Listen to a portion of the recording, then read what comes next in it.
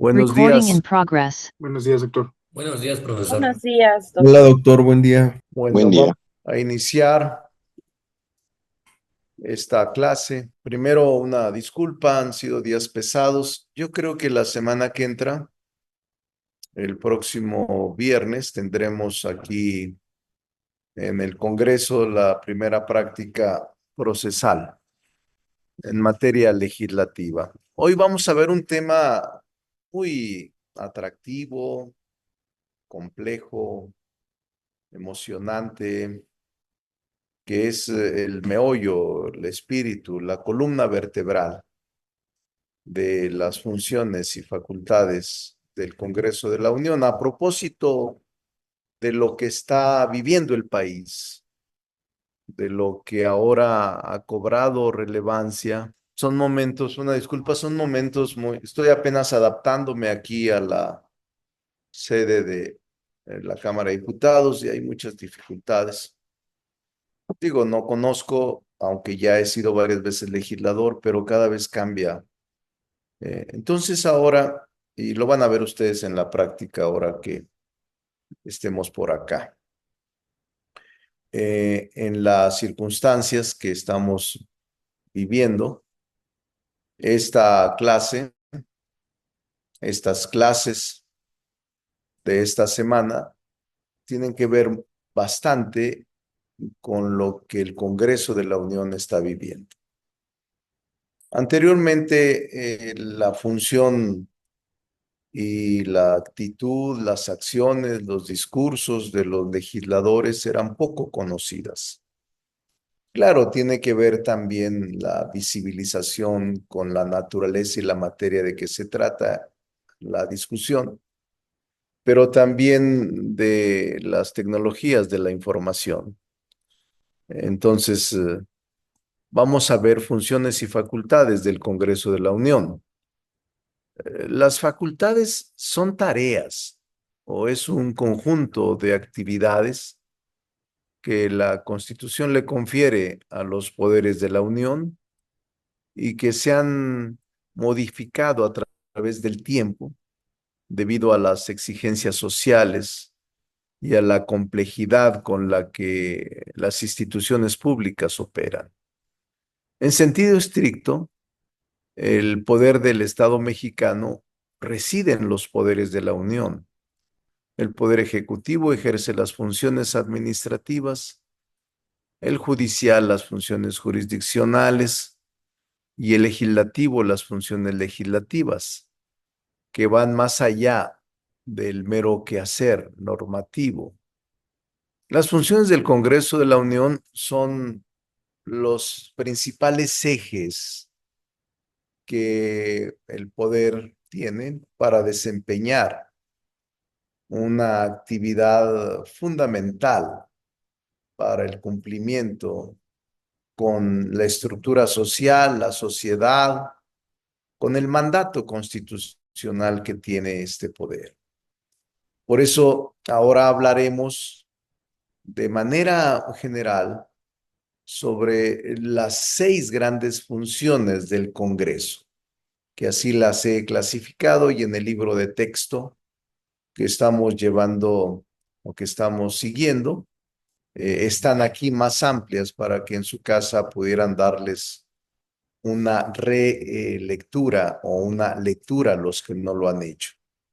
El de Poder Legislativo, la obra de mi autoría. Entonces son las sesiones que ahora estamos viviendo. Vamos a revisar las funciones del Congreso General. Función constituyente, 1. Función legislativa, 2. Función de representación, 3. Función de investigación, 4. Función electoral, 5. Y la función de control, a la cual dedicaremos mucho más tiempo, porque esta es la base fundamental, repito, el sistema óseo o la columna vertebral de el sistema constitucional. La función constituyente puede ser entendida en dos momentos. Previo a la configuración formal de todo Estado, en donde se ejerce por el poder constituyente originario y se crea el documento constitutivo que va a determinar la organización de las entidades públicas y reconocer los derechos fundamentales de la población. Es decir, crear una nueva Carta Magna, crear una nueva Constitución. En México, lo hemos revisado en clases anteriores, han, han existido tantos constituyentes originarios como constituciones federales, incluso más. El último fue el Congreso Constituyente establecido en diciembre de 1916 a enero de 1917 con motivo de la Revolución, en donde se elaboró el proyecto de constitución vigente. Ya desde antes, cuando al principio del constitucionalismo mexicano, recordemos cómo Rayón había escrito lo que conocemos como los elementos de Rayón en 1812, 1813, y ya hablaba de un constituyente que fue el constituyente de Anáhuac, y también en el constituyente más tarde Apatzingán, pero en Chilpancingo, cuando los sentimientos de la nación se contempló y se consideraba un constituyente que quería establecer, crear, dar vida a un documento fundacional que era la Constitución. Y quizás sea lo más, el precedente más interesante, este de el constituyente del Congreso de Chilpancingo. Después en Apatzingán avanzaron en la Constitución del 14 y ya más en forma, claro, hubo también intentos en el Imperio con Iturbide, hubo un constituyente en 1821 y luego el del 24. Entonces ha habido muchos constituyentes que tienen por función principal esta creación de la Constitución, de la norma fundamental, constituyentes originarios. Por eso en México hablamos del constituyente permanente y hablamos de ahora del poder reformador de la Constitución, que ahora está en discusión, en gran discusión. Entonces, alguna gente se pregunta si lo que establece el 135 constitucional de el constituyente permanente integrado por las mayorías calificadas de las cámaras y la mayoría de las legislaturas, eh, es el proceso por el cual se reforma la Constitución. Y ese proceso no tiene ningún recurso que pueda integrarse o que pueda presentarse contra esto. Una vez la Constitución se reforma formalmente por las dos terceras partes o más de los legisladores presentes en ambas cámaras, y una vez que se concluye la mitad más uno, la aprobación de los estados y sus congresos locales, entonces es cuando se presenta ya la conclusión del proceso, de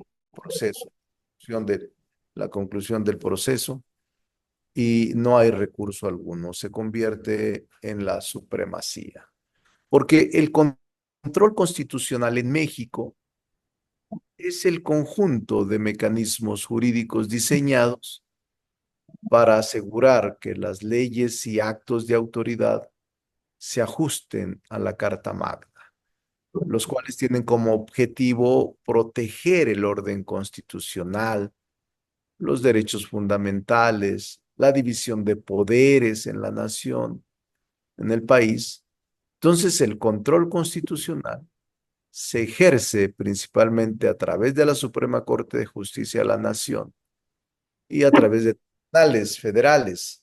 Y normalmente lo hacen a través de tres figuras jurídicas: la acción de inconstitucionalidad, que esta figura es uno de los mecanismos más importantes de control constitucional en México, permite a ciertos actores o instituciones, como el Ejecutivo Federal o el Congreso, la minoría compuesta por el 33% de los legisladores, o las comisiones de derechos humanos, impugnar leyes, repito, impugnar leyes, no normas constitucionales, sino leyes que consideren contrarias a la Constitución, cuyo efecto es declarar la inconstitucionalidad de una norma para que quede sin efectos.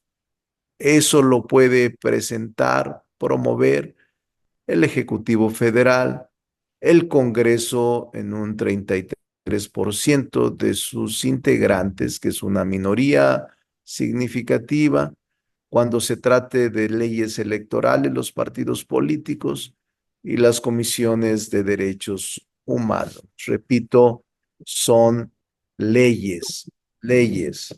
Entonces, la acción de inconstitucionalidad es muy socorrido ahora, es muy usado.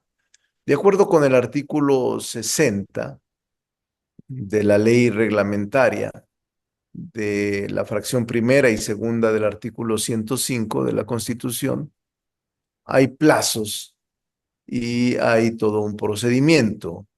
Eh, yo considero que no hay recurso alguno contra la reforma constitucional. El poder reformador se convierte en la supremacía en un país. Incluso, déjenme decirles, recuerdo muy bien, hay jurisprudencia ya de la Corte o criterios muy definidos que señalan que las acciones de inconstitucionalidad no son vías para impugnar reformas a la Constitución política de los Estados Unidos mexicanos. Repito, las acciones de inconstitucionalidad no son vías para impugnar reformas a la Constitución, y la Suprema Corte de Justicia de la Nación no tiene competencia para conocer de ella. Ya hay jurisprudencia de la Corte a través de acciones de inconstitucionalidad. Solo puede plantearse la no conformidad de normas generales en sentido estricto, esto es, de leyes federales o locales e incluso tratados internacionales, pero no de normas constitucionales.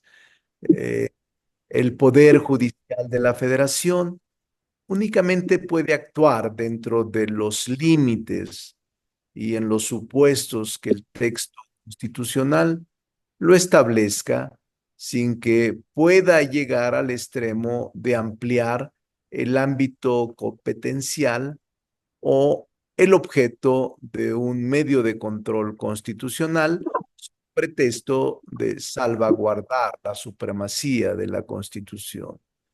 Así es, pues, que es improcedente que el alto tribunal, la Suprema Corte, se aboque al conocimiento de una acción de inconstitucionalidad que combata el texto constitucional aprobado.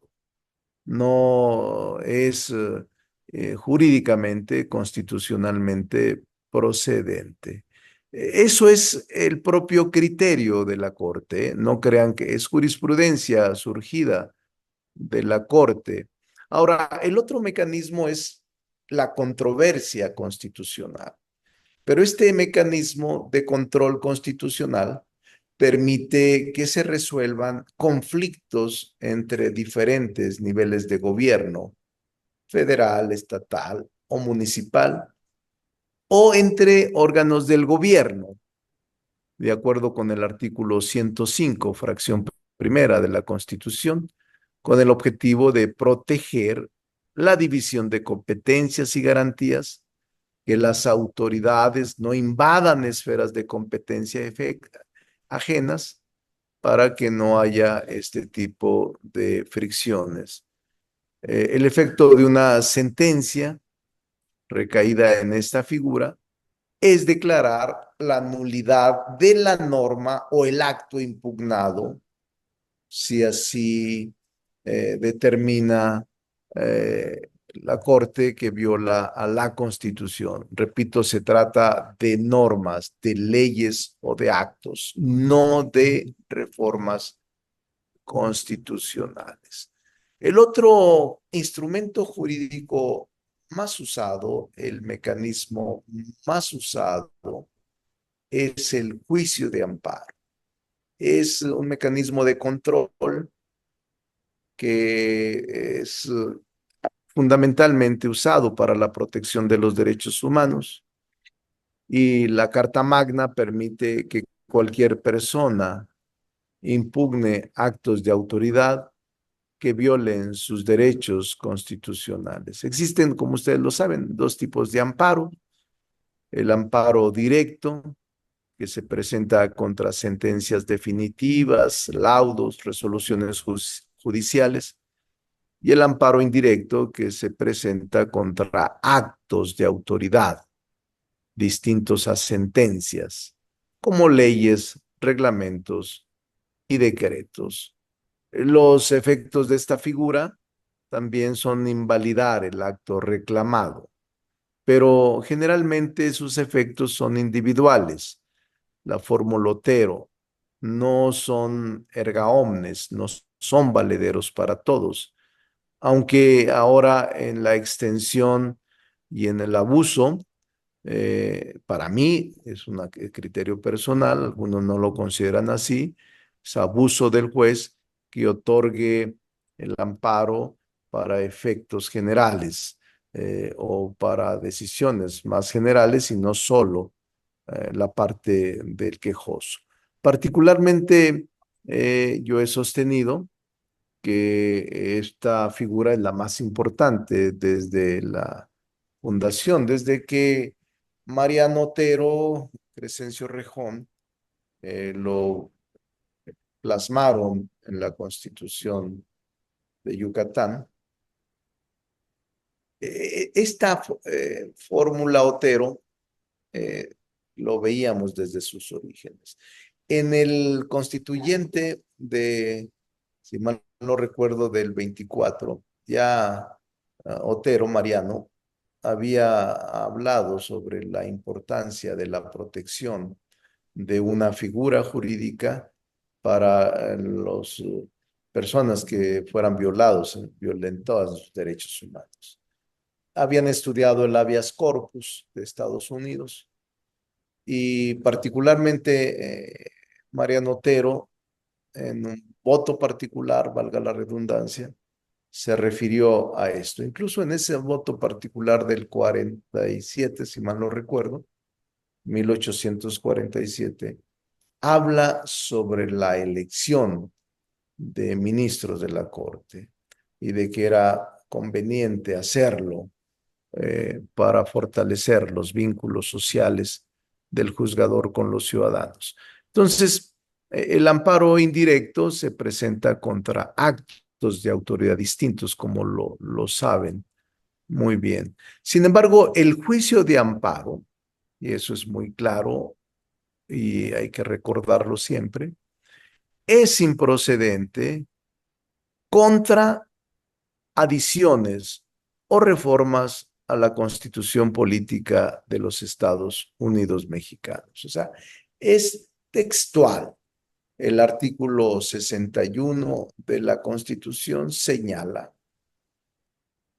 eh, con toda seguridad y firmeza porque ese era el espíritu del constituyente permanente desde aquella época. Señala total y firmemente que el juicio de amparo es improcedente contra cualquier adición, contra toda adición o reforma a la Constitución Política de los Estados Unidos Mexicanos, razón por la cual una reforma a la Constitución Política no podría ser combativa, no podría ser combatida mediante este medio de control constitucional.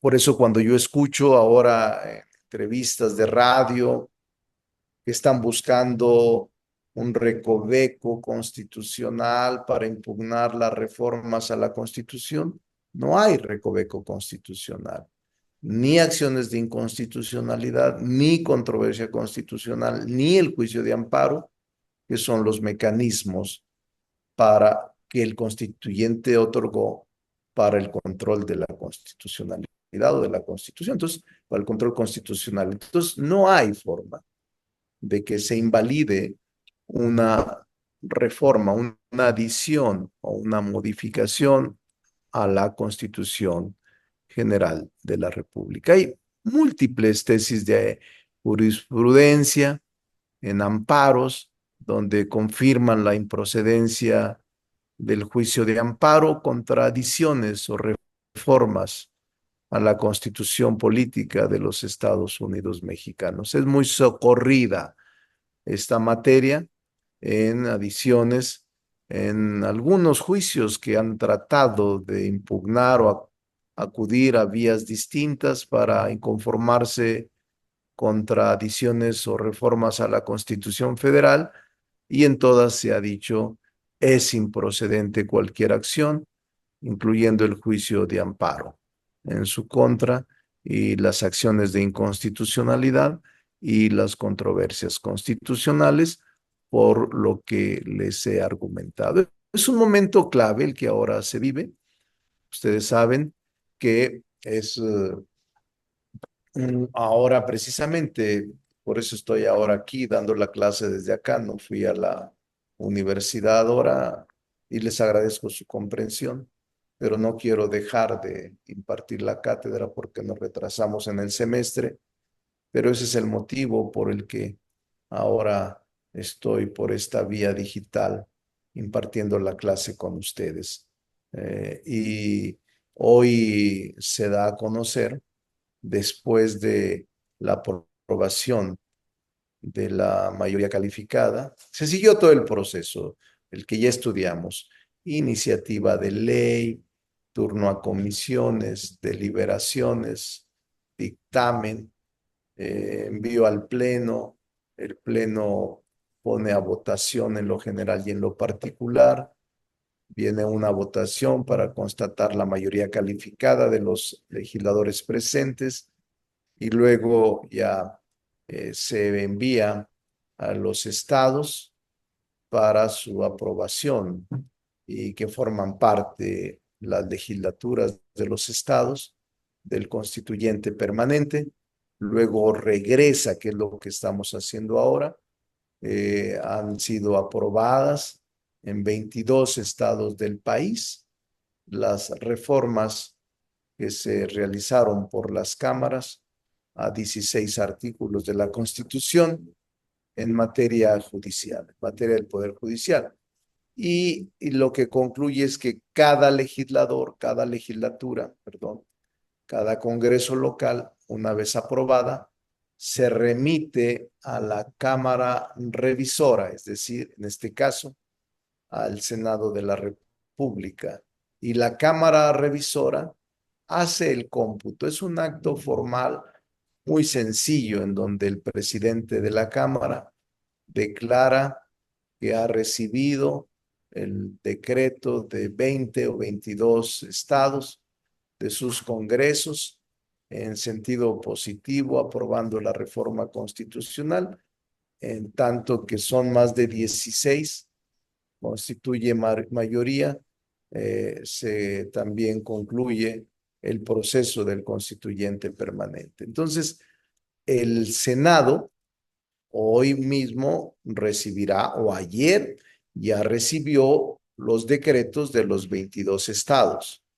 Y hoy el Senado de la República a las 2 de la tarde estará convocando a sesión para hacer el cómputo y la declaratoria. Es muy sencillo. Declaro que en 22 estados de la República sus congresos locales se han pronunciado en favor de las reformas. Eso es todo.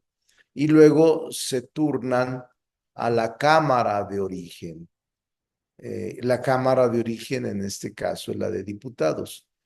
Y entonces la de diputados lo que hace es de nuevo el cómputo y al hacer la declaratoria concluye todo el proceso en el legislativo y se envía hoy mismo o a las horas al Ejecutivo Federal para su promulgación.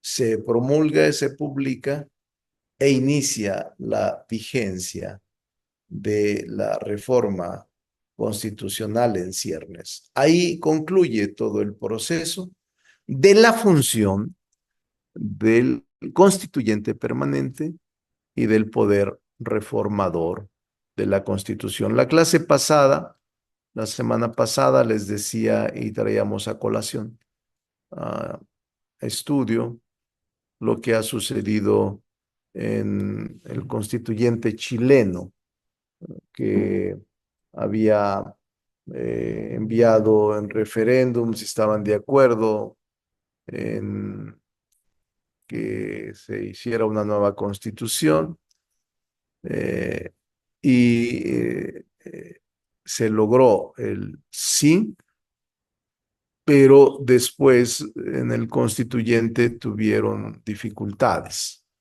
para poder hacer efectiva y aprobada la Carta Magna que elaboró el constituyente. Entonces la rechazó y ahora están intentando una segunda propuesta de la Constitución. Pero hay un problema, hay una crisis que no se ha resuelto por esta indefinición, porque la población votó en contra de la propuesta que les hacían. Es decir, vota en favor de derogar la Constitución chilena de 1980 y vota un porcentaje muy alto, forman un constituyente, eligen a un constituyente, este constituyente elabora una constitución y al momento de someterla en referéndum a la población, la rechazan. Entonces es interesante lo que está pasando en Chile y creo que están en un proceso complicado, crisis que deseamos que no se profundice y que se resuelva rápido. Ahora bien, ya vimos la función constituyente, ahora vamos a ver la función legislativa. Es la función natural de una asamblea a través de su ejercicio cotidiano. Y este ejercicio intenta moldear, moldea el andamiaje jurídico de los países, del Estado nacional en el que está articulado de la Carta Magna aplicándose. En el caso nuestro, el artículo 73 constitucional, que es el artículo, por cierto, más reformado en la historia del país. Es increíble la manera en que ha sido reformado este artículo. Pero este artículo le otorga al Congreso facultades expresas que le permiten ejercer su función legislativa a través de las dos cámaras, porque nuestro sistema, ya lo sabemos, sistema bicameral, y se han ido incrementando materias concretas que otorgan facultades para legislar, no solo la economía, las finanzas, la seguridad interior, la política exterior, la materia penal, la medioambiental, todo está contemplado en el 73 constitucional.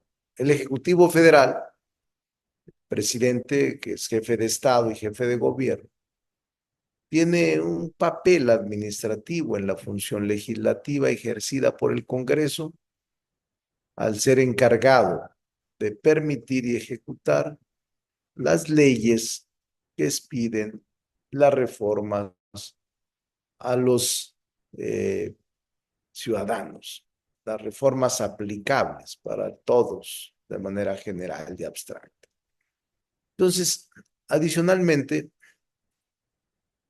puede publicar decretos que contengan medidas a observar por la administración pública, incluso para la población en general, en caso particular o especial. Por ejemplo, un decreto por el que se sanciona el acuerdo, por el que se establecen medidas preventivas que se dictaron con motivo del COVID, por ejemplo, o algunas de migración, recuerdo las últimas, que fueron publicadas y que mediante decreto del Ejecutivo también se pueden establecer distintas medidas al interior de la administración. Por ejemplo, mediante decreto se expiden medidas de austeridad que deben observar todos los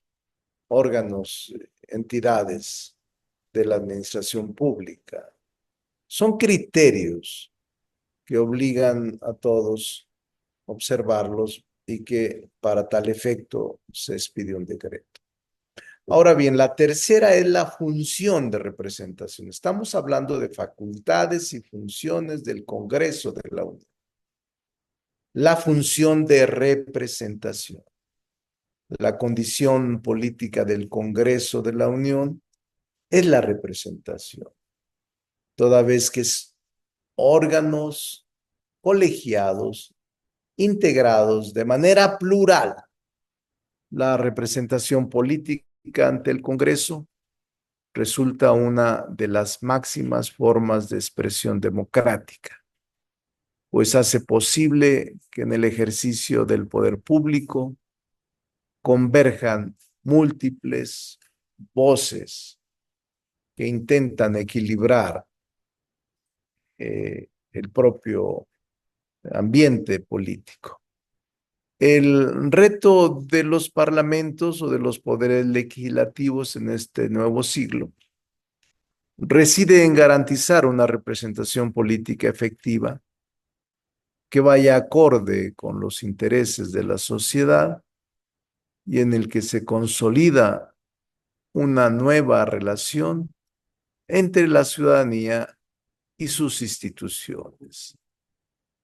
En el pasado, esta relación, esta cercanía fue fracturada y aislado el Parlamento, el Poder Legislativo, de sus electores. Ahora ha cobrado más visibilidad la participación de los legisladores. Los identificas más, los cuestionas más, los criticas más o expresas tu acuerdo o desacuerdo con ellos. Yo siento que hay hoy más atención a quienes son tus representantes, quienes son a quienes eligen, quienes son a los que postulas. Y creo que la función de la representación también se ha ido estableciendo con acciones afirmativas en donde deban integrarse al Congreso diputados migrantes provenientes de las comunidades que fueron expulsadas o que fueron por necesidad, eh, ahora trabajan en los Estados Unidos. Y hay una figura jurídica que se reconoce en congresos locales y en el federal de diputados migrantes. Pero lo mismo de candidaturas indígenas, de candidaturas de la comunidad lésbico-gay, de los jóvenes, de la paridad entre hombres y mujeres.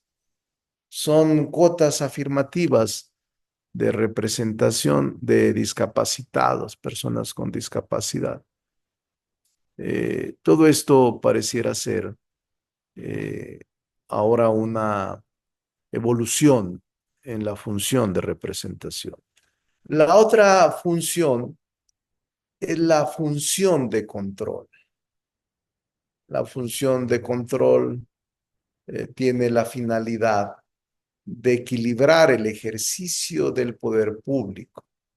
Estas funciones se pueden categorizar bajo dos criterios: según el órgano sobre el que ejerce el control y según la materia en que se ejerce el mismo.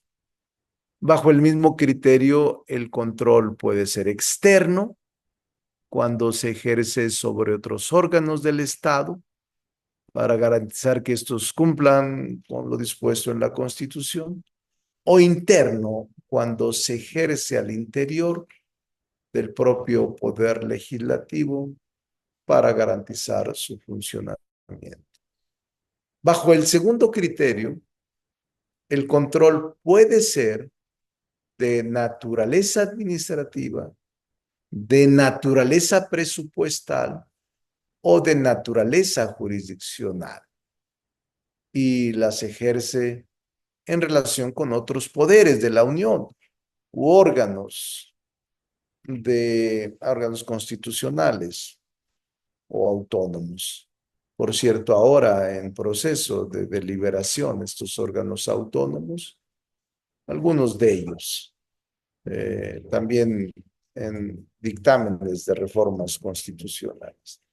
Si bien diversas funciones de control refieren a facultades exclusivas de alguna cámara que se detallaría más adelante, quiero expresar que estas funciones de control son claves.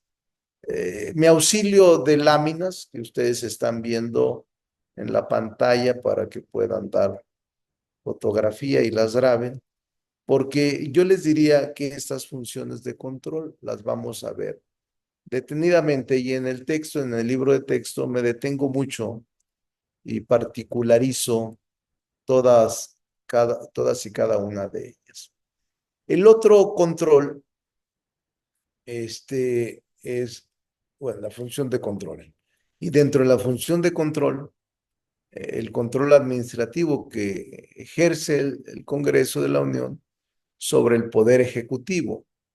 Y este se materializa a través del informe anual que rinde el presidente de la República para manifestar el estado general que guarda la administración pública del país.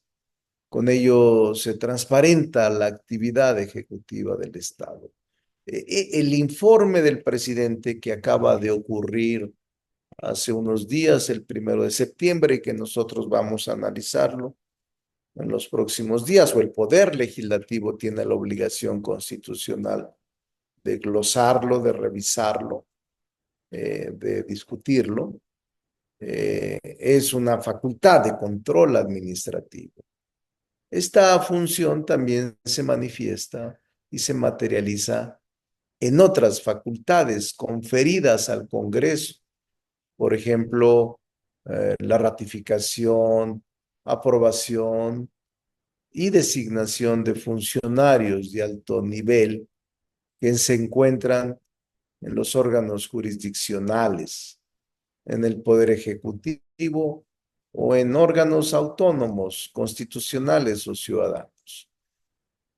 Por otro lado, cualquier cámara puede convocar a diversas personas funcionarias como titulares de secretarías de Estado, direcciones, directores de organismos públicos descentralizados, administradores de entidades paraestatales, titulares de órganos autónomos, a fin de que bajo protesta de decir verdad, proporcionen información cuando se discute una ley o se analiza un asunto concerniente a su rama o actividad. Incluso ahora se discute si dentro de las facultades de control existe la facultad de hacer comparecer a los ministros de la Corte y ministras. Yo sostengo que sí, porque el poder legislativo es quien los nombra, quien los elige, y puede el poder legislativo citarlos a comparecer. No lo ha hecho, pero tampoco es normal que citen a comparecer, por ejemplo, al secretario de la Defensa Nacional o al secretario de Marina, no porque no se pueda hacer, sino porque la ortodoxia política, la costumbre siempre era cuidar al secretario de la Defensa, secretario de la Cámara y algún otro funcionario que es protegido por determinados entes. La otra facultad de control dentro de esta rama, dentro de esta clasificación que estamos haciendo de las funciones de control, aparte del control administrativo, está el control presupuestario. Es decir, en materia financiera o presupuestaria, la Cámara de Diputados tiene la facultad de aprobar la ley de ingresos y el presupuesto de egresos de la Federación y fiscalizar el gasto a través de la Auditoría Superior de la Federación. Déjenme decirles, para mí, el Ejecutivo debe cuidar este instrumento económico y financiero. El instrumento más importante del gobierno es el presupuesto de egresos, el paquete económico, la ley de ingresos y obviamente la fiscalización del gasto.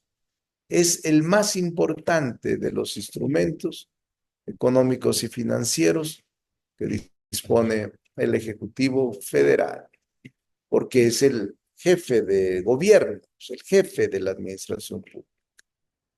Dentro de estas funciones de control está también el control jurisdiccional, el control de carácter jurisdiccional que se ejerce en el poder legislativo sobre otros entes públicos se puede materializar a través de tres figuras. Aquí están en las láminas. El procedimiento de declaración de procedencia o desafuero, que es el acto legislativo exclusivo de la Cámara de Diputados, que tiene por objeto remover la inmunidad procesal. Recuerden que a pesar de que ya hablamos de fuero en distintas leyes ordinarias, en la Constitución no se habla de fuero. No hay un término que se describa como fuero. Por eso nosotros sostenemos que más que fuero en México existe inmunidad procesal de los servidores públicos. ¿Quiénes son sujetos a este procedimiento de declaración de procedencia?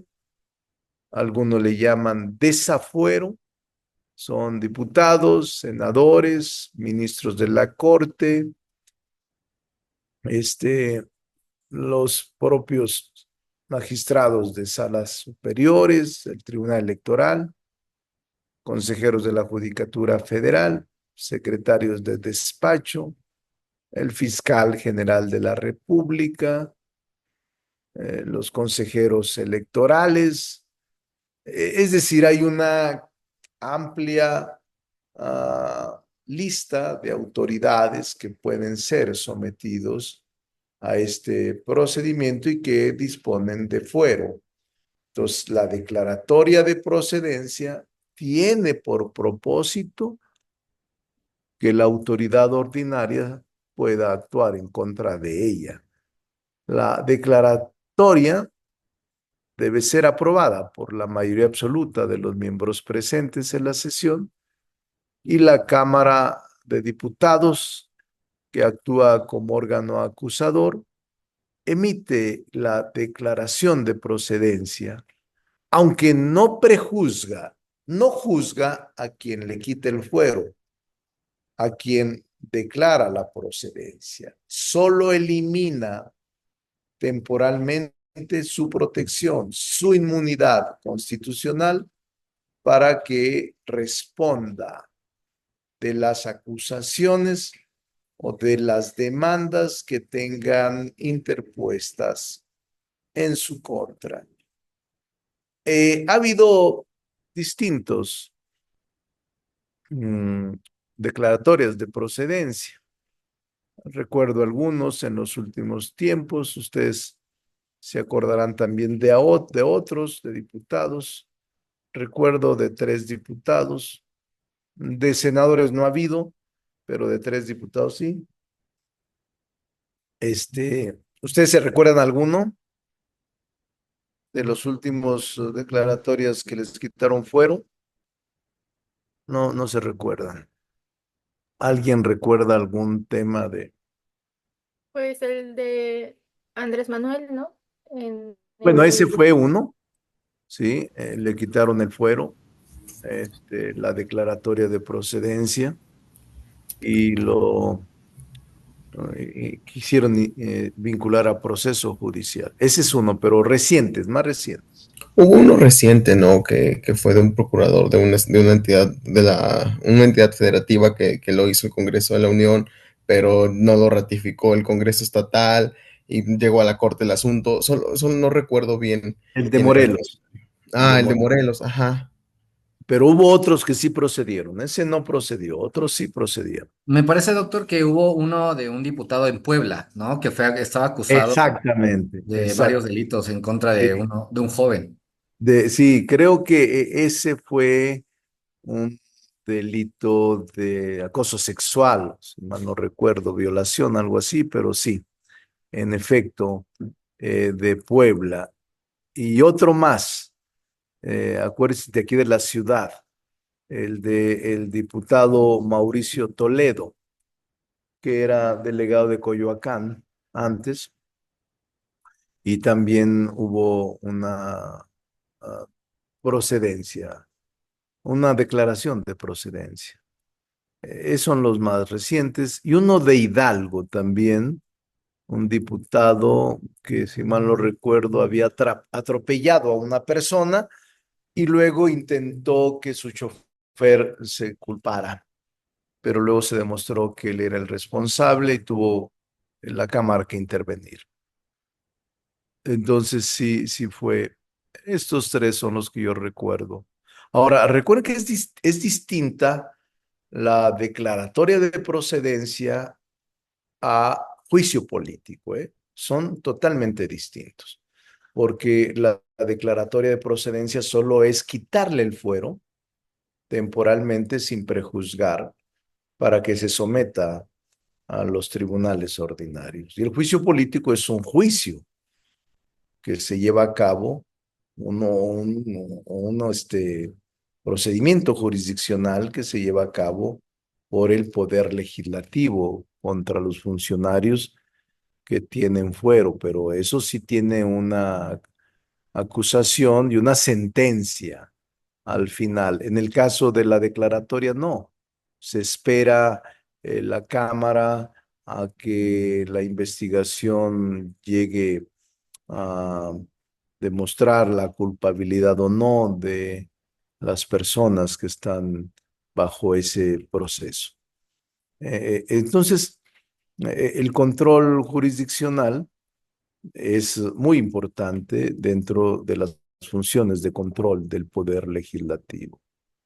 Ahora, recientemente, creo, ¿no? El más reciente debe ser el estoy recordando, el del Congreso de Nuevo León, que está intentando juicio político contra el gobernador de Nuevo León, pero antes intentó desaforar, antes de presentar la denuncia, además de juicio político, intentaron desaforarlo hace apenas unos días. Entonces hay una disputa ahí con el Congreso que yo espero se dirima y se resuelva. También lo que estamos, las tareas, tenemos ahora tareas, ¿verdad? De la de grandes legisladores. Bueno, la siguiente figura del relativo al fuero presidencial, que nació como un compromiso de la jornada político-electoral del actual presidente, se logró integrar al cuerpo normativo de la Carta Magna una expresión en la que el presidente también era sometido a proceso por cualquier delito. Eh, claro, en el pasado el fuero constitucional tenía su sentido, aunque fue utilizado para realizar abusos en el ejercicio de las funciones. Eh, Se ocultaban en la impunidad, se violentaba la normatividad. Entonces, en el caso del presidente, se eliminó, aunque la figura como tal sigue protegida. La reforma modificó a los artículos 108 y 111 constitucional y determina concretamente que durante el tiempo de su encargo, el presidente de la República puede ser imputado o juzgado por cualquier conducta cometida por este. Entonces, recuerden que anteriormente el presidente de la República solo podía ser acusado por traición a la patria durante la función, durante el encargo de su responsabilidad. Entonces, hay una gran discusión sobre eso. Incluso no se logró en el Congreso suprimir la figura de protección a diputados y senadores. En cambio, en algunos estados sí ya no tienen protección, no tienen fuero. Tal es el caso de la Ciudad de México y algunas otras entidades federativas. En el caso del Congreso Federal, sigue teniendo fuero el diputado y el senador. Es un gran debate que se lleva a cabo, pero no hubo acuerdo sobre eso porque hay razones válidas, entendibles en uno y en otro caso. Aquellos que sostienen que debe de eliminarse el fuero para diputados y senadores y aquellos que sostienen que se debe de conservar para evitar que su voz sea expresada libremente en cualquier parte y no ser sujeto a persecuciones por sus ideas. Hay de todo. No hay una corriente uniforme respecto de eso y eso fue lo que provocó que no se aprobara la supresión del fuero en el caso de diputados y senadores. Ahora que El presidente no tiene fuero, aunque tiene el mecanismo de protección y tiene que declararse la procedencia, y aunque los delitos se presenten de manera directa y tiene que responder, todavía falta más para que él tenga totalmente sacudida la protección constitucional. Eh, la otra facultad de control es precisamente el control de la política exterior. Es decir, el Senado en este caso tiene la atribución para la política exterior que realiza el Ejecutivo Federal con base en los informes anuales que rinde este junto con quien encabeza la Cancillería o la Secretaría de Relaciones Exteriores y realiza manifestaciones en torno a la política exterior que implementa la administración y el papel que se ha desempeñado en los escenarios internacionales. Tiene la potestad de aprobar los tratados internacionales y las convenciones diplomáticas que celebra el presidente de la República. Durante la pasada legislatura, el Senado ratificó 30 instrumentos internacionales, 30. Entre ellos se encuentran 3 sobre cooperación y asistencia administrativa mutua en asuntos aduaneros, en la OIT, en la OEA, y uno de los más trascendentes para mí es el tratado entre los Estados Unidos mexicanos, los Estados Unidos de América del Norte y Canadá, conocido como TEMEC. Para mí es el más importante de los últimos años, pero se ratificaron 30 instrumentos internacionales. Entonces, el poder legislativo ejerce facultades y funciones de control de la política exterior. También funciones de control sobre la defensa de la soberanía nacional. En este ámbito, el Senado puede dar autorización a la persona titular del Ejecutivo Federal para permitir la salida de tropas nacionales, que son tropas que salen a cumplir compromisos casi de tipo representativo fuera de los límites del país. O cuando pasan por México tropas extranjeras o se estacionan algún escuadrón de otra potencia, o cuando algunos de ellos tienen que estar en aguas mexicanas, todo eso debe de aprobarlo el Senado de la República. Ha habido casos en que al no aprobarse no pueden salir. Normalmente, estas autorizaciones que debe de dar el Senado de la República es para efecto de protocolo. Imagínense ustedes que el aniversario de la Constitución de Filadelfia va a ser una gran celebración por los 200 años e invitan a México para que un batallón o un cuerpo de soldados de artillería o la banda de música del ejército acuda a su celebración. Ese tipo de, o incluso ejercicios militares conjuntos que se lleven a cabo y que autoriza y debe autorizar el Senado de la República. Entonces, eh, otro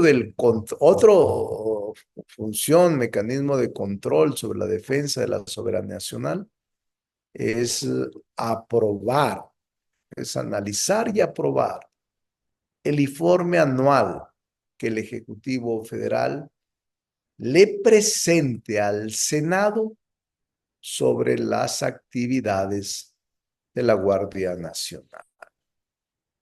Otro control para la defensa de la soberanía nacional es decretar la desaparición de poderes de una entidad federativa. Decidir que ha llegado el momento de desaparecer los poderes de una entidad federativa.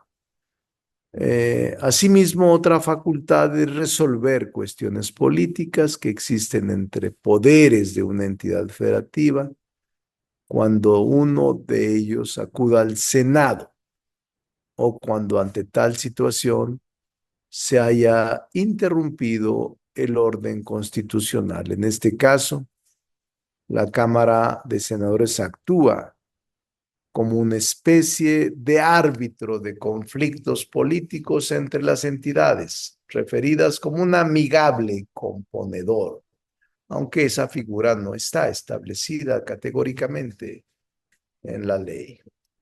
En el 2019, ante el Senado, fueron presentadas 3 peticiones para decretar la desaparición de poderes. Jalisco, Tamaulipas y Veracruz.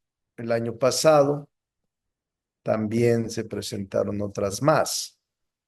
Y así se presentan, pero yo diría más como medidas de presión política que como medidas que exista realmente la motivación y los supuestos jurídicos cumplidos. La otra función que realiza el Congreso son la función de investigación. Desde las reformas publicadas en 1977, se los he dicho, ya lo vimos en antecedentes históricos, el Congreso de la Unión cuenta con facultades para integrar comisiones especiales, comisiones de investigación que tienen por objeto indagar acerca del funcionamiento de organismos descentralizados y empresas de participación estatal mayoritaria. Estas comisiones son creadas de manera especial por las cámaras del Congreso en cualquier momento. Son transitorias y desaparecen en cuanto cumplen con su cometido. Cuando ya desempeñan estas funciones, estas comisiones, o en el desarrollo pueden solicitar documentación, información, pueden preguntar, pueden invitar a personas, pueden pedir información de dependencias para ir investigando el propósito por el cual fueron ellos seleccionados para integrar esas comisiones.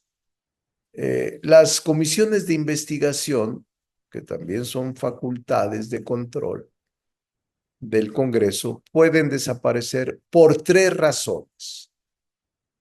Porque concluye el plazo previsto en su creación, porque se agotó el objeto para el cual fue creado, o incluso al término de la legislación en la cual se constituyeron.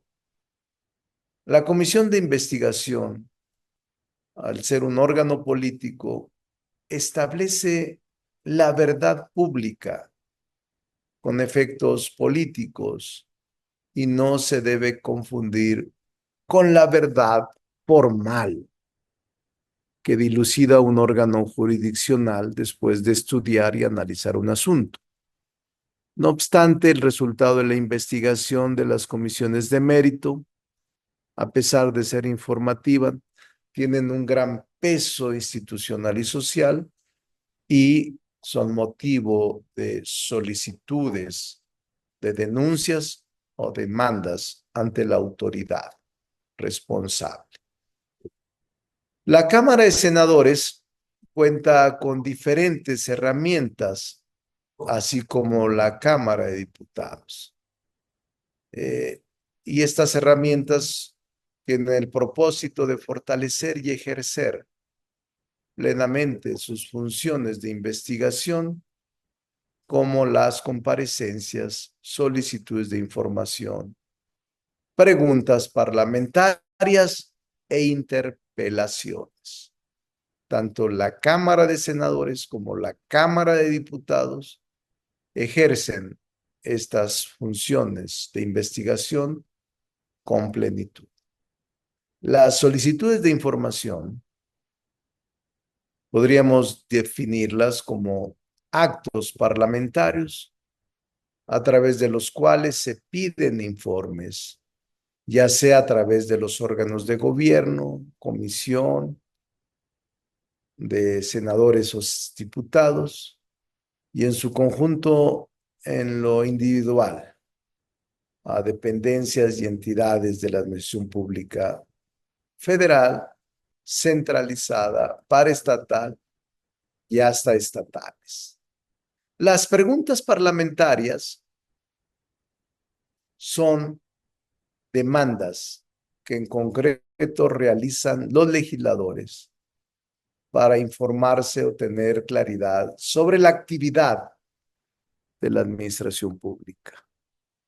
La interpelación tiene como objeto obtener de la persona servidora pública compareciente explicaciones sobre políticas en general. He de destacar también, estimados alumnos, que mientras las preguntas son instrumentos con los que cuenta una legisladora o legislador para obtener información del gobierno sobre cuestiones concretas, también representan medios de fiscalización. Las interpelaciones se dirigen a la persona que está compareciendo, las preguntas al gobierno, alguna dependencia, y que versan sobre cuestiones generales y dan pie a un debate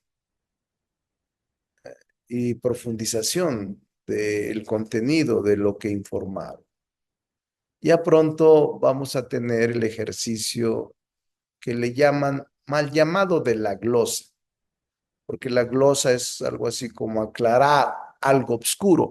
Pero bueno, ese análisis del informe de gobierno, seguramente después de la semana que entra, tendremos este ejercicio de análisis del gobierno y de ese ejercicio surgen las comparecencias, las preguntas parlamentarias a los miembros de la administración pública sobre temas que no son claros en el informe de gobierno, que es una facultad de control. El informe de gobierno sobre información. Y entonces es importante estar enterados que las preguntas son instrumentos. Las comparecencias son instrumentos de control. Las interpelaciones son instrumentos de control que ejerce el poder legislativo sobre otros poderes y sobre órganos autónomos, fundamentalmente sobre el poder ejecutivo. Y la función electoral. El Congreso de la Unión está facultado para elegir, designar o nombrar a los integrantes, al titular y a los integrantes de diversos órganos públicos. El cargo público más relevante que el Congreso de la Unión tiene es designar al presidente interino ante la falta absoluta del presidente o presidenta de la República, como será el caso. Durante la conclusión de la legislatura, se nombraron, se designaron diversos servidores públicos y son ratificados. Pero todos los órganos autónomos, casi todos, en sus órganos internos de control, los designa la Cámara de Diputados. Y a los titulares de estos órganos autónomos, en muchos de los casos, los designa la Cámara de Senadores.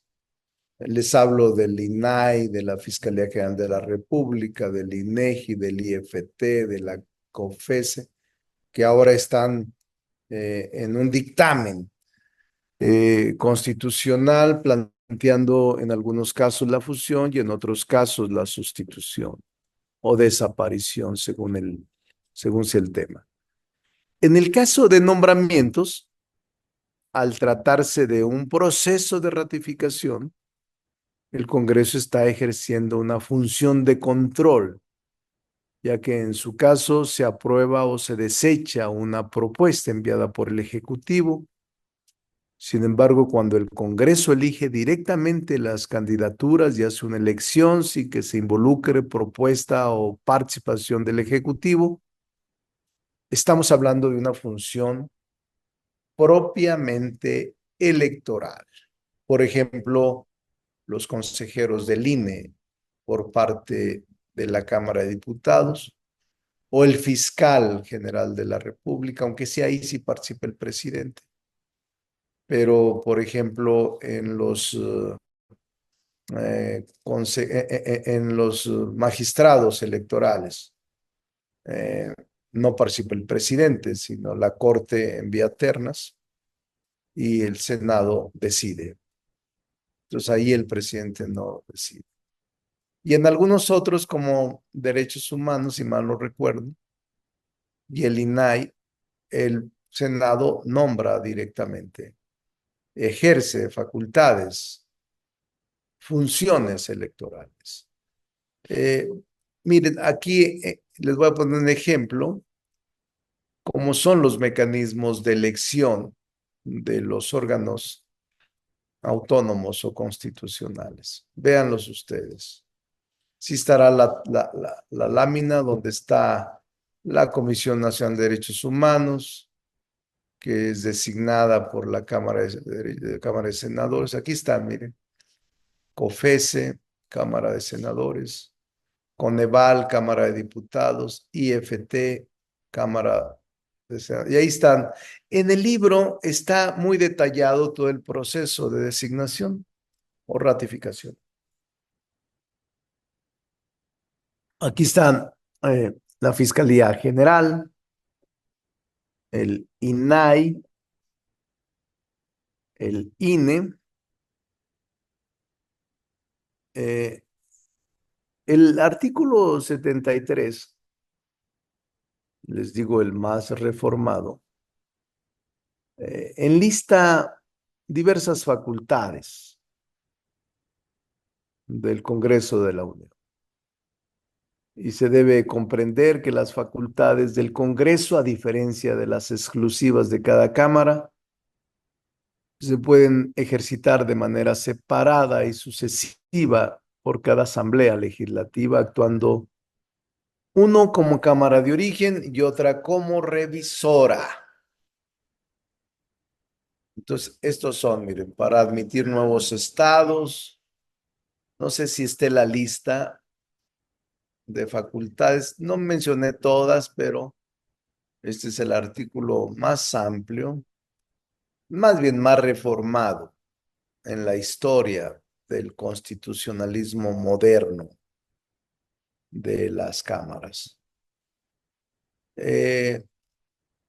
Luego vamos ya después de las facultades que hemos revisado y que ustedes han ahora visto, es decir, función constituyente, función legislativa, función de representación, de investigación electoral, la función de control. No se les olvide que ese es el sistema óseo, el sistema vertebral de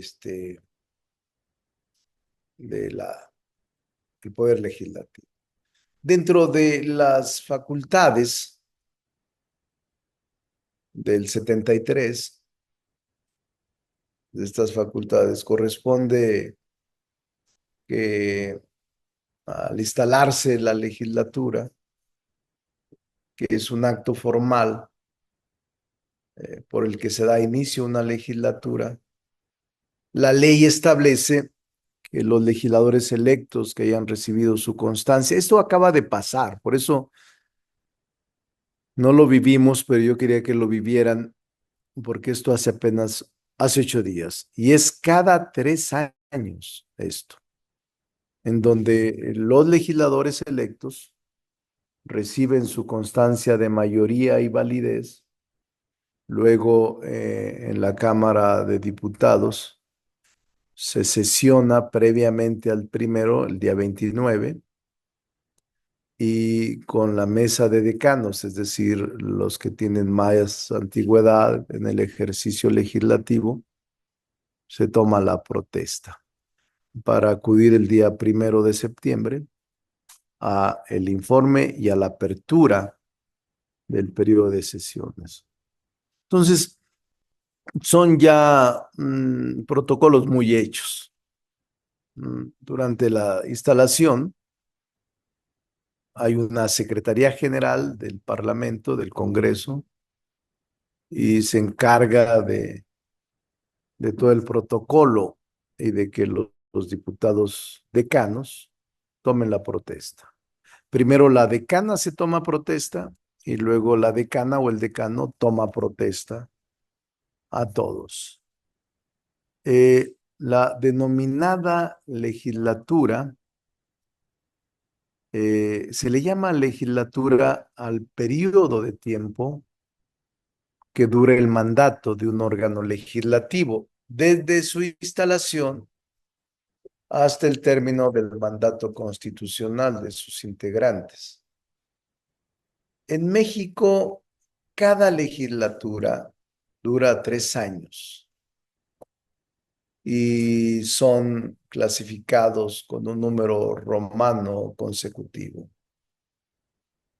Por eso el Senado se compone con 2 legislaturas, la Cámara de Diputados con una legislatura. El ejercicio de las funciones de los diputados y las diputadas a durar 3 años, es una legislatura, los senadores 6 años, 2 legislaturas. Y la primera legislatura se cuenta a partir del constituyente de 1857, la Constitución Liberal de 1850. A partir de ahí se empieza a contar la primera legislatura, segunda, tercera, cuarta, quinta, sexta, hasta ahora que son las 64 legislaturas. Por eso tienen que medirlas, 3 años cada una, del 1 de octubre al 19 de septiembre. Esa duró 1857. Y cabe recordar que incluso el nombre oficial de nuestra Carta Magna vigente es Constitución Política de los Estados Unidos Mexicanos, que reforma la del 5 de febrero de 1857. Es la denominación oficial. Constitución Política de los Estados Unidos Mexicanos, que reforma la del 5 de febrero de 1857. Por lo que desde el momento constitucional originario, en 1857, inicia el conteo de las legislaturas en nuestro país. El año legislativo, recuérdenlo, no es el mismo que el año fiscal. El año legislativo se computa del 1 de septiembre al 31 de agosto siguiente. Nosotros, nuestro año comenzó hace 8 días. El 1 de septiembre, bueno, 10 días, 12, 13 días. El 1 de septiembre. Y nuestro año, primer año, concluye el día último, el 31 de agosto del 2025. Y el 1 de septiembre del 2025 inicia nuestro segundo año.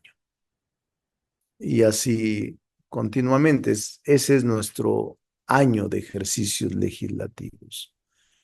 Las sesiones, como ustedes pueden entender, que es más fácil definir, son las reuniones formales de trabajo de legisladores y legisladoras en el pleno de las respectivas cámaras a las que pertenecen para discutir y desahogar asuntos legislativos, las cuales se clasifican en ordinarias, constitutivas, públicas, secretas, permanentes, solemnes, de Congreso General, sesiones extraordinarias y periodos. Le repito, ordinarias, que son las que tienen verificativo en el pleno de la Cámara del Congreso durante los periodos ordinarios de sesiones. Regularmente se llevan a cabo 2 sesiones por semana, martes y jueves o martes y miércoles. Durante un periodo ordinario se desarrollan en promedio entre 30 a 40 sesiones de este tipo. Constitutivas se desarrollan en cada Cámara del Congreso de la Unión el 29 de agosto del año de la elección, lo que les comentaba hace un rato, de la nueva legislatura y que tiene por objeto declarar su legal constitución para instalarlas oficialmente.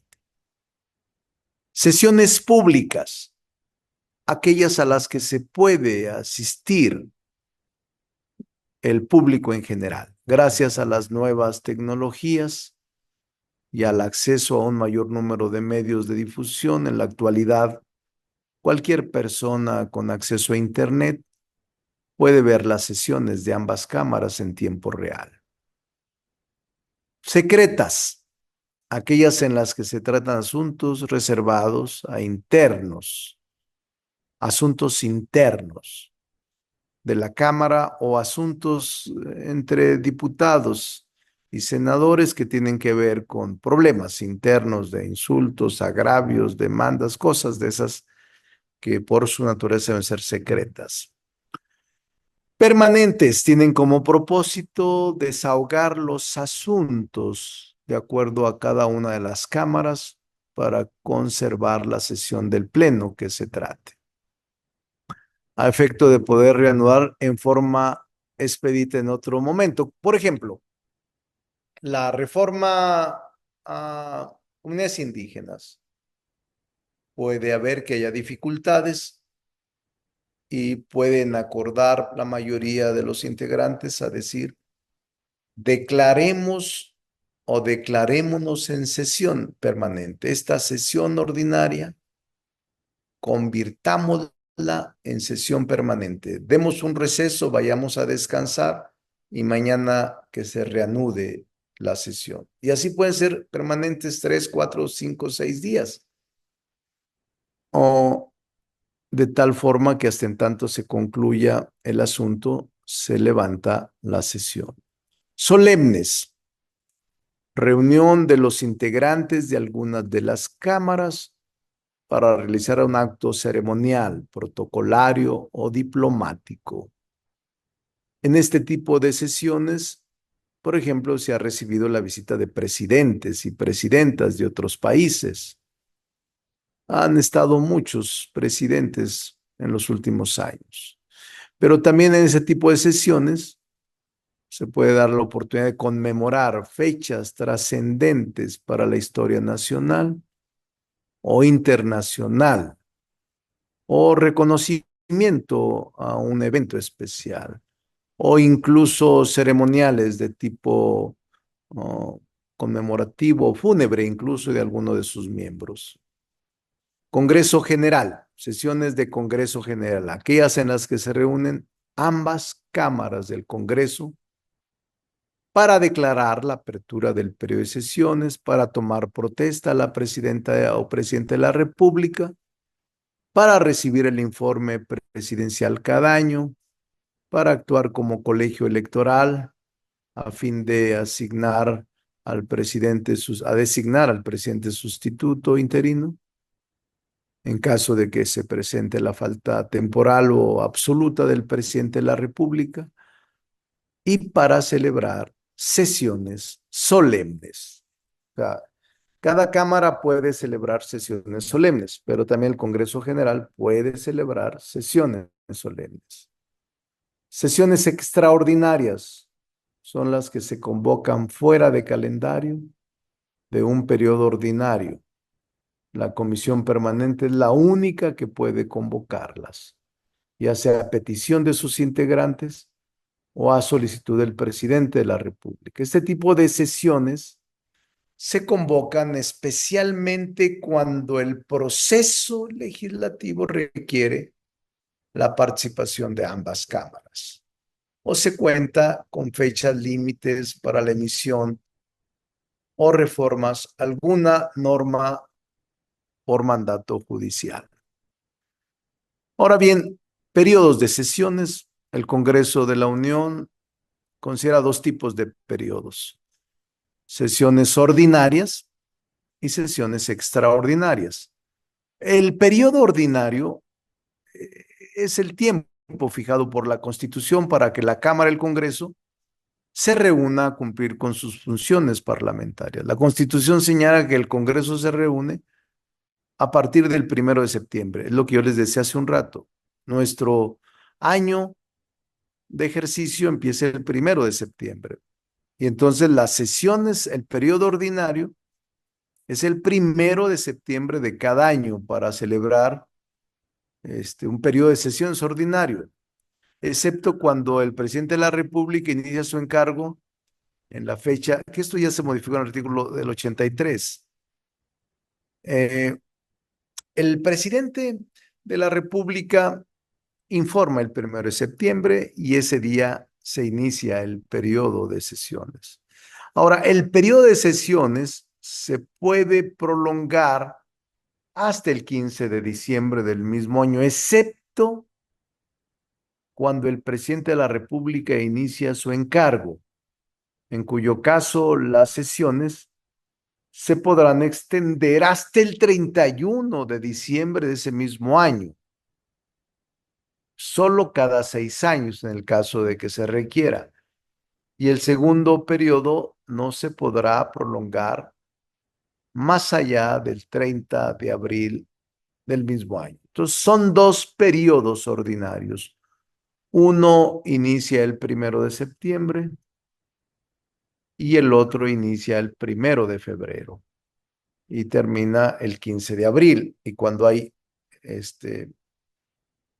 sucesión presidencial hasta el 30 de abril. El periodo extraordinario es el lapso en el que ambas cámaras del Congreso de la Unión llevan a cabo sesiones de trabajo permanente. Ese es el periodo extraordinario. Un periodo extraordinario solo es convocado, decimos, por la permanente. Se requiere mayoría calificada. Debe solicitarlo o el Ejecutivo o alguna de las cámaras, pero siempre será por las 2/3 partes. Y eso se realiza cada que hay receso. Creo que el último periodo convocado por la Comisión Permanente fue en el 2021 para abordar diversos asuntos, creo que juicios políticos. Normalmente no hay periodos extraordinarios, salvo que haya cosas urgentes. La Comisión Permanente es un órgano del Congreso que entra en funciones durante los recesos de las cámaras que lo integran en cada legislatura. Se instalan, pues es que son dos periodos de sesiones ordinarias, son dos periodos de comisiones permanentes. Son 3 años de ejercicio, 6 periodos de sesiones, 6 comisiones permanentes. Su primer antecedente recae en el artículo 157 de la Constitución de Cádiz de 1812, donde se preveía la existencia de la llamada Diputación Permanente de Cortes, integrada por 7 miembros. Aunque recuerden que la Constitución de Cádiz, que es una enorme diferencia con la de Morelos, la Constitución de Cádiz decía que la soberanía residía o radicaba en las corporaciones eclesiásticas, militares, nobiliarias o de distinta naturaleza. Eso es lo que decía la Constitución de Cádiz. Y desde los sentimientos de la nación, desde los elementos de rayón, ya se establece que la soberanía radica en los ciudadanos, radica en el pueblo. Ya Morelos lo aclara con mucha nitidez, a diferencia de la Constitución de Cádiz. Ya no descansaría en las corporaciones. A partir de 1824, este órgano parlamentario, Comisión Permanente, se ha conservado dentro de nuestro sistema constitucional como un elemento de equilibrio entre los poderes de la Unión. Pues aunque sea una comisión que no tiene atribuciones legislativas porque no puede legislar dado que es receso y no puede dictaminar sobre iniciativas de ley o decreto, su propósito se concentra en ejercer función política, jurídica, administrativa y de control. Sus resoluciones, al igual que las de cada una de las cámaras federales, son adoptadas por la mayoría de votos de sus integrantes presentes, salvo algunas excepciones en que se requiere mayoría calificada, como la convocatoria a sesiones extraordinarias, el nombramiento de gobernador o gobernadora provisional ante la declaratoria de desaparición de los poderes del Estado y la elección del titular de la presidencia e integrantes del Consejo Consultivo de la Comisión Nacional de Derechos Humanos.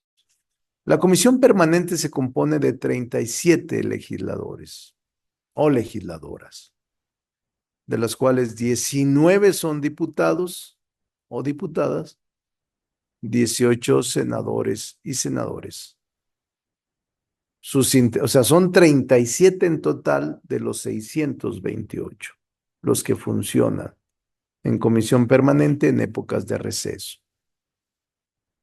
Sus integrantes deben ser designados durante la última sesión de cada periodo ordinario mediante voto secreto que emitan los legisladores de sus respectivas cámaras.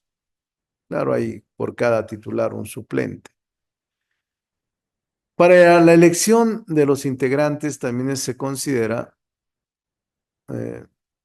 que es proporcional por grupo parlamentario. Existe una representación plural, pero que obedece a su integración en el pleno con el voto ponderado. Y la comisión permanente celebra sus sesiones primero en el recinto de la Cámara de Diputados y segundo receso en la Cámara de Senadores. Una y una en ambas cámaras sesiona la comisión permanente y trabaja bajo un sistema de hasta 3 comisiones para atender los asuntos que le planteen en el receso. Dichas comisiones, por práctica parlamentaria, se denominan y agrupan de manera muy sencilla. Primera comisión, segunda comisión, tercera comisión. No sé si existe una ficha informativa que me auxilie. La primera comisión es, si mal no recuerdo, Gobernación, Puntos Constitucionales y de Justicia. La segunda comisión agrupa Relaciones Exteriores, Defensa Nacional y Educación Pública. Y la tercera comisión agrupa Hacienda, Crédito Público, Agricultura, Fomento, Comunicaciones y Obras Públicas. La presidencia y secretarías de estas comisiones, tal y como sucede en las ordinarias, se determinan atendiendo el principio de pluralidad de los grupos parlamentarios representados en las cámaras y conforme a un criterio de proporcionalidad.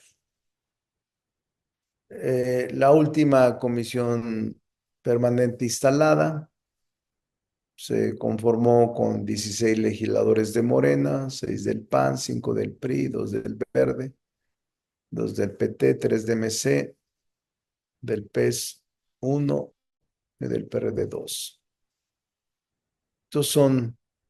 Es la última permanente. La comisión permanente no es un poder, tampoco es una cuarta rama en que se haya dividida la acción gubernativa. El sistema normativo que regula la comisión permanente debe interpretarse en forma limitada. La actuación de la comisión permanente ha sido limitada doblemente en el tiempo. Solo actúa en los recesos del Congreso y por materia solo es competente para conocer los asuntos que le plantean y que no sean materia legislativa ordinaria. Sus facultades no son susceptibles de ser aumentadas ni reguladas mediante actos de legislador ordinario.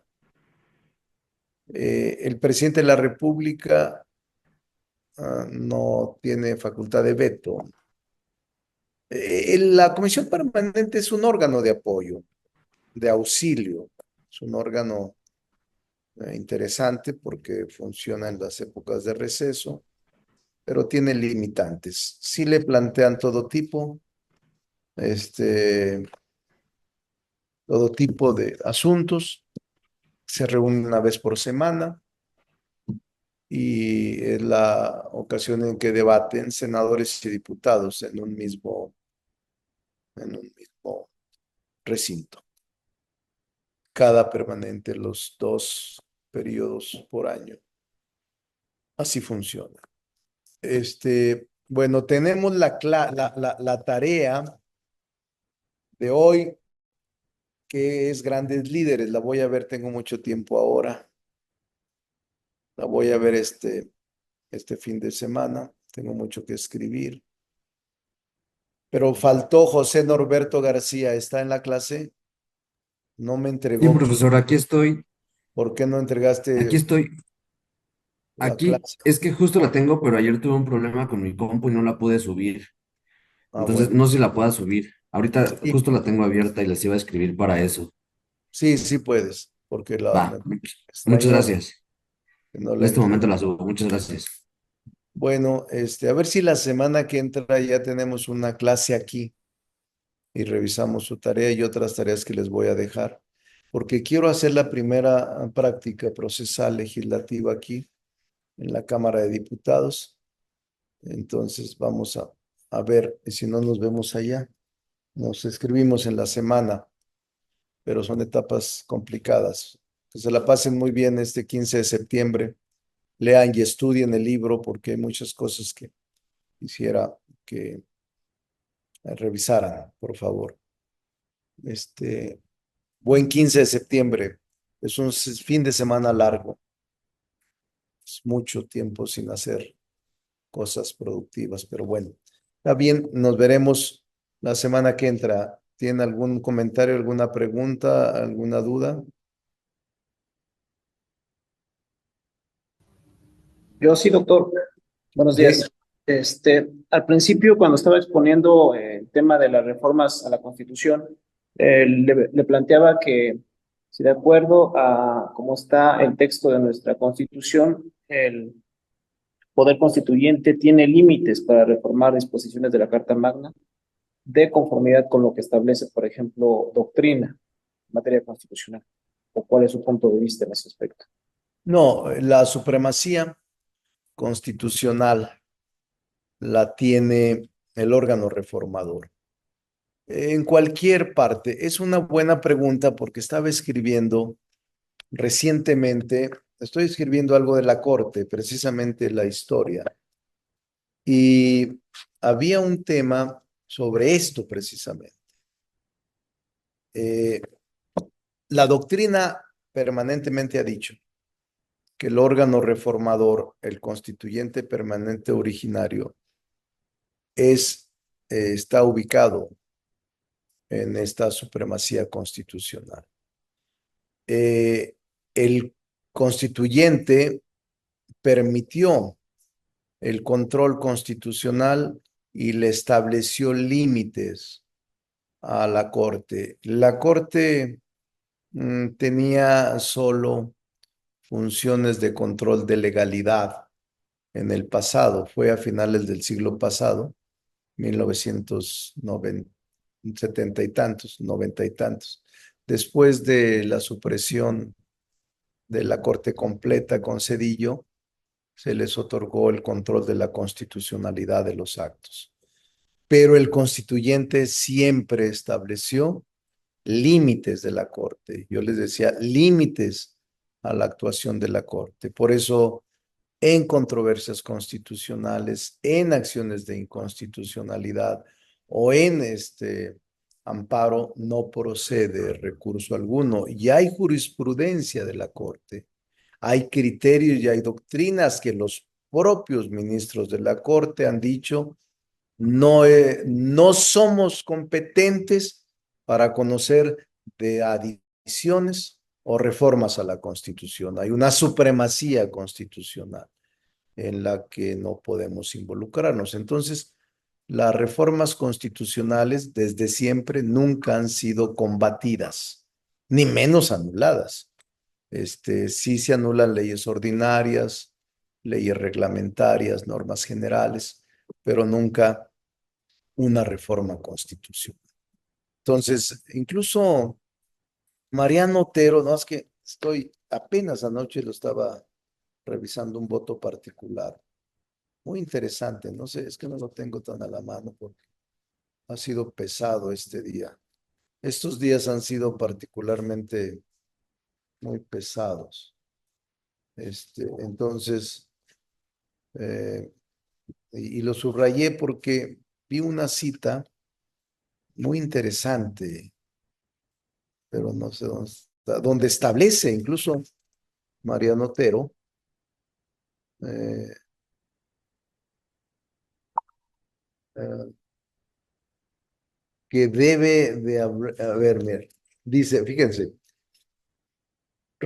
estoy escribiendo sobre la historia de la Corte. Respecto de los ministros de la Suprema Corte, fíjense desde cuándo, el proyecto del acta de reforma de Otero del 5 de abril de 1847 propone en su artículo 13 que por medio de leyes se arreglarán las elecciones de los ministros de la Suprema Corte de Justicia, pudiendo adoptarse la elección directa.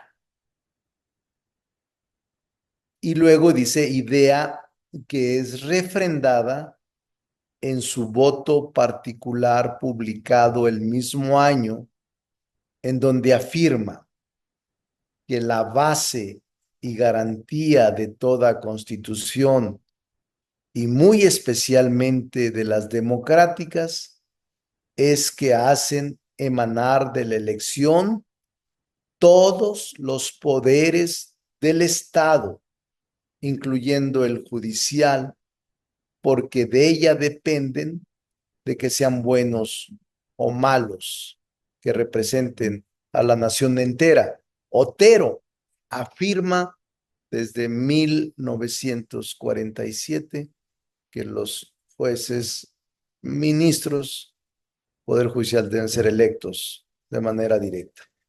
Pero el tema es interesante y por eso sostengo, la Corte tiene criterios muy amplios y no ha habido nunca criterios encontrados.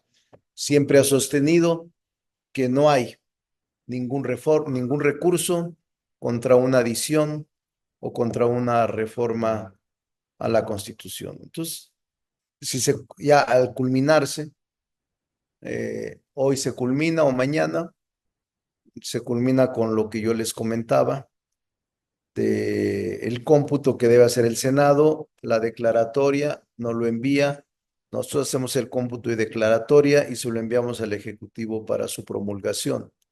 Iniciada la vigencia, ya es letra viva, es derecho positivo, derecho vigente. Entonces, es muy interesante. Por eso está miren, yo siento con toda sinceridad y honor, es una opinión personal, no entra en la parte académica. No quiero distorsionar mi clase con mi opinión personal.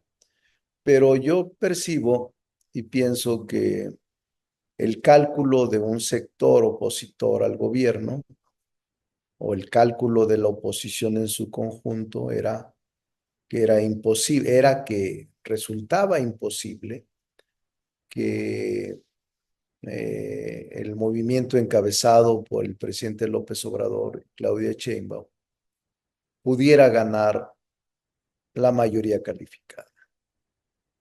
Es decir, creyeron imposible que lo que denominó el presidente como Plan C se llevara a cabo. Entonces le dieron poca importancia.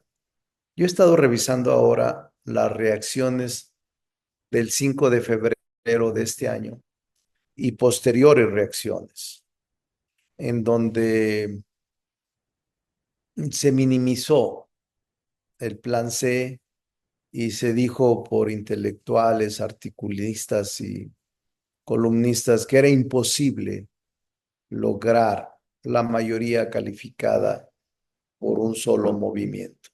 Entonces no le dieron importancia al paquete de 20 reformas porque creyeron que nunca se iba a ganar la mayoría calificada.